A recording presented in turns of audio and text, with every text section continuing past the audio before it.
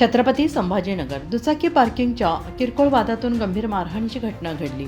छत्रपती संभाजीनगर येथे शाहगंज परिसरात दुचाकी पार्किंगच्या किरकोळ वादातून गंभीर मारहाणीची घटना घडली आहे।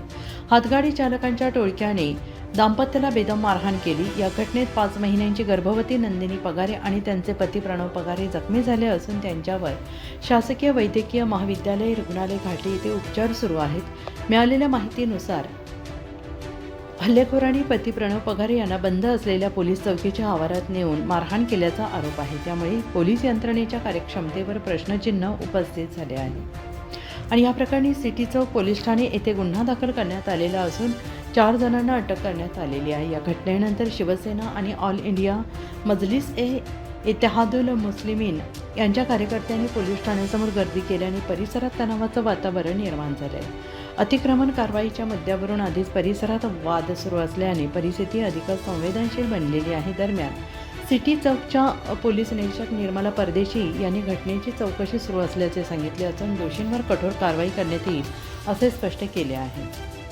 मी पोलीस निरीक्षक निर्मला परदेशी, पोलीस स्टेशन सिटी चौकच्या अंतर्गत किराणा चावडी चौकी शहागंजच्या भागामध्ये आहे। किराणा चावडी चौकीजवळ फळाच्या खूप साऱ्या अशा गाड्या लागतात। गाडीवरती एक फिर्यादी जो आहे आमचा गाडीवर फळ खरेदी करण्यासाठी आलेले होते। तिथे त्यांनी त्यांची गाडी पार्किंग केली। गाडीच्या पार्किंगवरून फळ विक्रेते आणि त्या फिर्यादीमध्ये वाद झाला।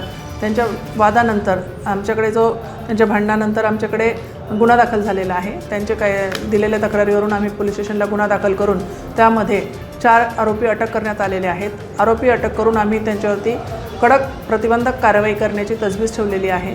प्रतिबंधक कारवाई करून घेणार आहोत। धन्यवाद।